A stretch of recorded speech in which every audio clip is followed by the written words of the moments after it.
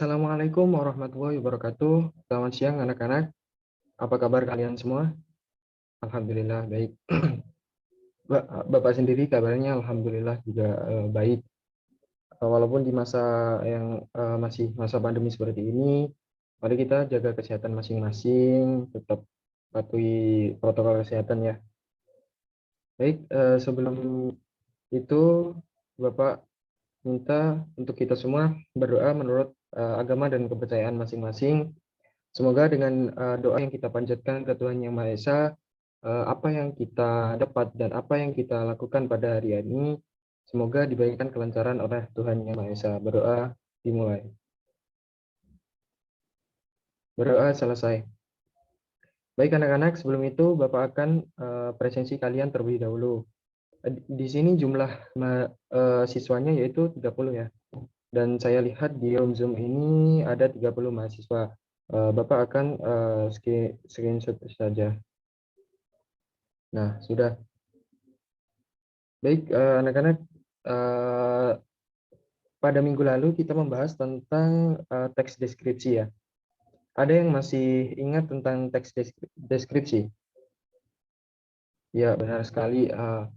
Tentang pengertian dari teks deskripsi, terus struktur dari teks deskripsi, kebahasaannya, dan contoh dari teks deskripsi sudah kita bahas pada pertemuan pada minggu lalu.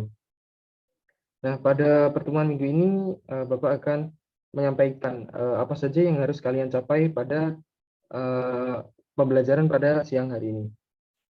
Yaitu kalian harus mampu menganalisis isi, struktur, dan juga kebahasaan dalam teks ceramah. Yang kedua yaitu kalian dapat mengkonstruksi ceramah tentang permasalahan aktual dengan memperhatikan aspek kebahasaan dan menggunakan struktur yang tepat. Baik, Bapak akan share screen materi pada siang hari ini.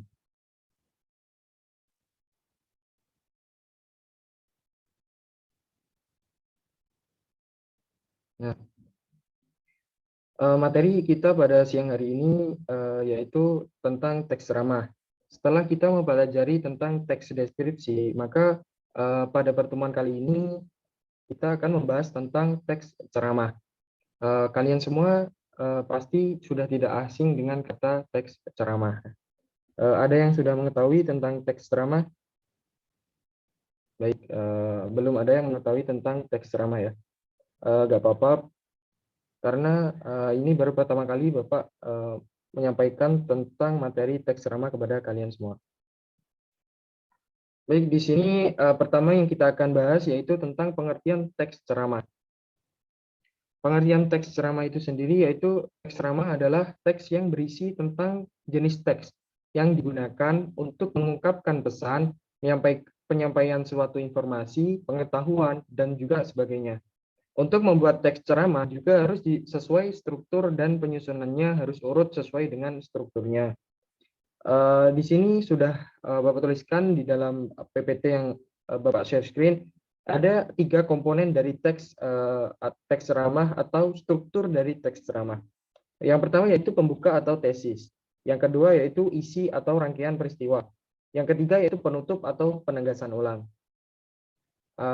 Di sini sudah sangat jelas pengertian dan juga struktur dari teks ceramah itu sendiri. Yang kedua yaitu yang selanjutnya yaitu kaidah kebahasaan dalam teks ceramah. Yang pertama yaitu banyak memakai kata ganti orang pertama atau tunggal dan kata ganti orang kedua jamak sebagai sapaan.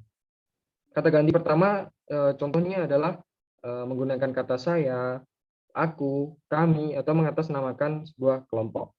Sementara kata kedua jamak adalah anak-anak, hadirin, bapak-bapak, ibu-ibu sekalian, dan juga saudara-saudara. Kaidah kebahasaan dalam teks ceramah yang kedua yaitu banyak menggunakan kata teknis atau peristilahan yang sesuai dengan topik yang dibahas. Misalnya jika topik yang dibahas adalah kebahasaan atau sastra, istilah-istilah yang muncul meliputi prosa, puisi, etika berbahasa, sarkasme, majas, dan juga kesantunan dalam berbahasa. Kaidah kebahasaan dalam teks ceramah yang ketiga yaitu menggunakan kata-kata yang menunjukkan hubungan sebab akibat atau argumentasi. Contohnya adalah dengan demikian akibatnya, oleh karena itu, maka sebab, dan juga karena. Pasti kata-kata tersebut sudah tidak asing di telinga kalian. Kaidah kebahasaan dalam teks ceramah yang keempat yaitu banyak memakai kata kerja mental. Atau misalnya memakai kata memprihatinkan, memperkirakan, mengagumkan, diharapkan, berasumsi, menyimpulkan, dan juga berpendapat. Kaidah kebahasaan dalam teks ceramah yang kelima yaitu menggunakan kata-kata persuasif seperti diharapkan, sebaiknya, hendaklah, perlu, dan harus. Dari kelima kaidah kebahasaan dalam teks ceramah tersebut, apakah kalian semua sudah memahami apa yang sudah saya terangkan mengenai kaidah kebahasaan dalam teks ceramah dan juga definisi serta struktur dari teks ceramah tersebut? Di sini apakah ingin ditanyakan? Baik, semua sudah memahami apa yang sudah saya sampaikan mengenai teks ceramah, terutama dari definisinya terlebih dahulu, kalian pasti sudah memahami kan? Baik. Eh, untuk teks ceramah itu contohnya sudah Bapak share di WhatsApp grup kalian. Silahkan untuk kalian mempelajari teks ceramah tersebut atau contoh teks ceramah tersebut, kalian analisa baik-baik karena Bapak akan membagi kalian ke dalam 6 kelompok. Jadi 6 kelompok tersebut masing-masing berjumlah 5 orang.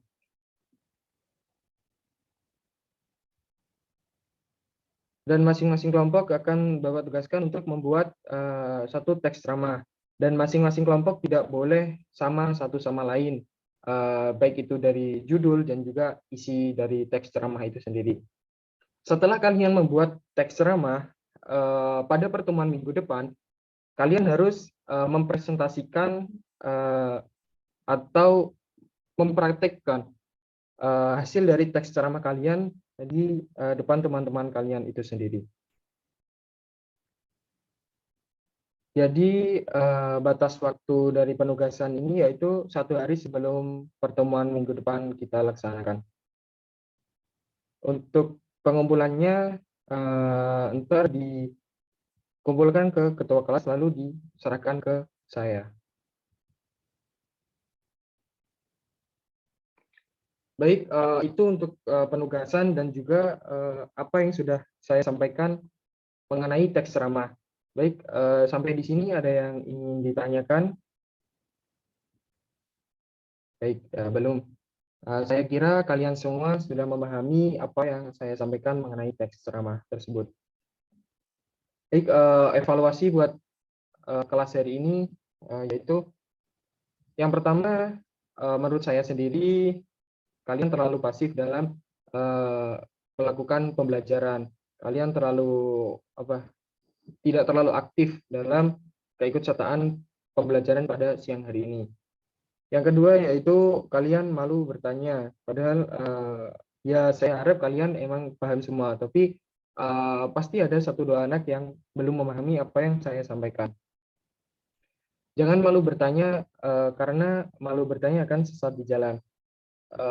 Ketika kalian tidak memahami materi yang saya sampaikan, maka bertanya, nggak apa-apa.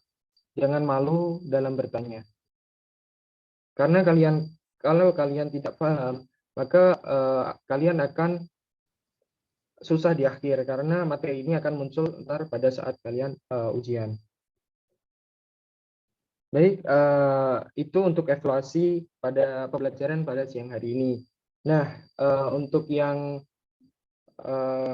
kedua itu mengenai materi pembelajaran kita pada minggu depan. Minggu depan kita akan masih membahas tentang teks ceramah. Nah, ini kan kita baru membahas tentang definisi, terus struktur dan juga kaidah kebahasaan dari teks ceramah itu sendiri. Jadi minggu depan kita akan membahas tentang contoh-contoh yang telah kalian buat kalian mempresentasikan hasil diskusi kalian dan penugasan yang telah Bapak berikan kepada kalian. Minggu depan kita bahas kembali, kalian mempresentasikan, lalu teman-teman kalian akan memperhatikan. Dan juga minggu depan kita akan melakukan diskusi tentang tentang hasil dari penugasan yang telah Bapak berikan kepada kalian. Baik, di sini Bapak ada satu quotes. Saya mengutip dari Malcolm X. Pendidikan adalah tiket ke masa depan. Hari esok dimiliki oleh orang-orang yang mempersiapkan dirinya sejak hari ini. Maka Bapak harap kalian jangan pernah merasa puas akan ilmu yang udah kalian dapat, merasa tidak butuh lagi dengan ilmu. Jangan, karena sejatinya ya tadi, pendidikan adalah tiket ke masa depan. Jika kita tidak mempunyai ilmu yang memadai, tidak punya pendidikan sama sekali, maka tiket ke masa depan itu ada, tapi kita seakan-akan tertinggal dalam zaman di masa yang akan datang. Karena hari esok dimiliki oleh orang-orang yang mempersiapkan dirinya sejak hari ini. Maka dari itu, mari kita siapkan diri kita, kita menimba ilmu, kita mencari informasi sebanyak-banyaknya, karena menuntut ilmu itu tidak hanya dari kita berdiskusi seperti ini. Bisa kalian menonton YouTube, mencari artikel-artikel di Google, itu kan termasuk dari kalian belajar dan mencari ilmu. Baik anak-anak, sekian dari Bapak mengenai teks ceramah dan juga penugasan dan juga evaluasi pada siang hari ini. Sebelum saya tutup pembelajaran pada siang hari ini, alangkah baiknya kita berdoa terlebih dahulu menurut agama dan kepercayaan masing-masing. Semoga apa yang Bapak sampaikan dapat kalian serap dengan baik. Terus apa yang kita dapat pada siang hari ini dapat bermanfaat bagi diri kita dan juga terlebih-terlebih bagi orang banyak. Berdoa dimulai. Berdoa selesai. Sekian dari saya. Jika ada salah-salah kata, saya mohon maaf. Wabillahi taufik wal hidayah. Wassalamualaikum warahmatullahi wabarakatuh.